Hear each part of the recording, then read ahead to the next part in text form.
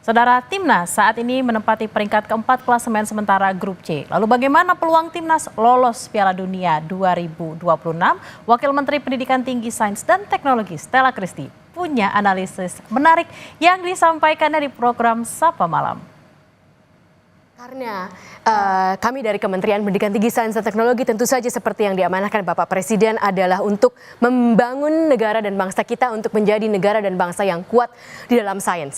Dan apalagi yang bisa menyatukan kita, yang paling bisa menyatukan kita kalau bukan tentang timnas kita. Dan inilah kesempatan yang luar biasa untuk memberikan peluang, memberikan kesempatan kepada semua orang biar tahu bahwa di permainan sepak bola pun sains itu sangat bisa berperan. Dan sangat menyenangkan juga. Dan sangat menyenangkan juga. Jadi supaya kita bisa terus-menerus melihat segala sesuatu yang ada di bumi itu bisa disainskan.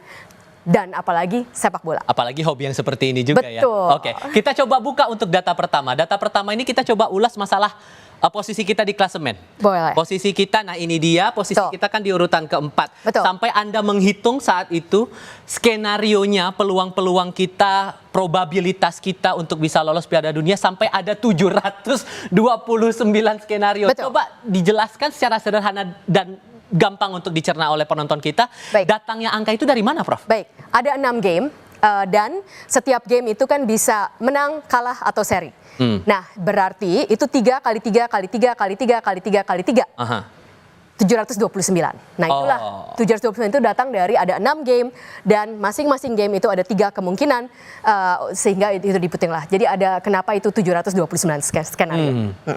Lalu setelah itu mungkin bisa ditampilkan apa sebenarnya yang harus kita hitung untuk bisa mendapatkan tadi yang saya bilang 41,7%. 729 skenario itu harus kita hitung probabilitasnya, berapa probabilitas dari masing-masing skenario itu untuk terjadi. Nah, jadi satu skenario itu bisa misalnya Indonesia menang lawan China, tetapi nanti Bahrain menang lawan Arab Saudi. Nah, itu berbeda dengan skenario yang lainnya, di mana Indonesia menang lawan China, tetapi Arab Saudi menang di lawan Bahrain, sehingga itu skenario yang berbeda. Nah, ada 729 skenario itu, lalu kita harus menghitung probabilitas dari masing-masing skenario tersebut. Kemudian kita harus mengagregat probabilitas di mana timnas kita itu lolos ke Pildun.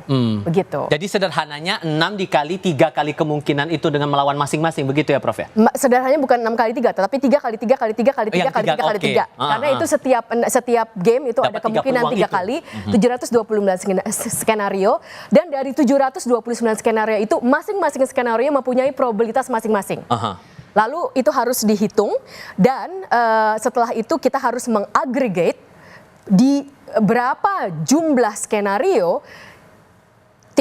timnas kita itu akan lolos ke Pildun. Nah, tapi itu tidak bisa dilakukan, bukan tidak bisa, itu akan sangat banyak waktu kalau dilakukan pakai tangan. Sehingga saya menggunakan artificial intelligence untuk bisa menghitung tersebut. Tapi ada story menariknya juga dari artificial intelligence ini. Tapi ceritanya nanti dulu. Kita coba melihat kemungkinannya sekarang. Kemarin pun sempat saya menyampaikan juga kepada Anda, pemirsa Kompas TV, soal 2 peluang kita. Peluang kita bisa lolos langsung ke Piala Dunia, itu satu. Dan yang kedua, peluang kita untuk terus melaju ke putaran keempat atau kelima. Saya coba mengajak Anda melihat kemungkinan kita bisa lolos langsung ke Piala Dunia 2026.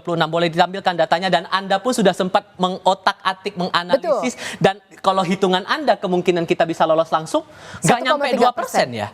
Hitungannya gimana tuh? Nah, hitungannya tadi yang dari 729 skenario tersebut, di manakah kita agregat probabilitas yang semuanya itu adalah kemungkinan kita bisa lolos langsung. Jadi untuk lolos langsung itu kita agregat berapa, di mana skenario yang mana kita bisa lolos langsung. Sehingga itu cuma 1,3%.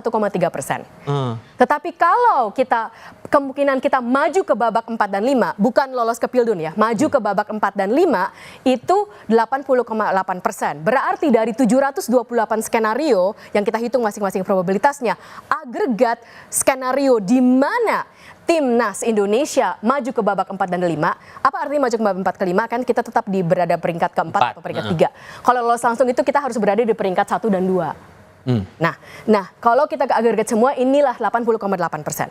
Ya, begitu. Oke, tapi kalau boleh dijelaskan juga, sebetulnya melihat analisis ini yang lolos langsung maupun melaju ke putaran berikutnya, apakah sebatas hanya menghitung atau ada faktor lain yang juga mungkin Anda kalkulasi sampai keluar angka ini, Prof?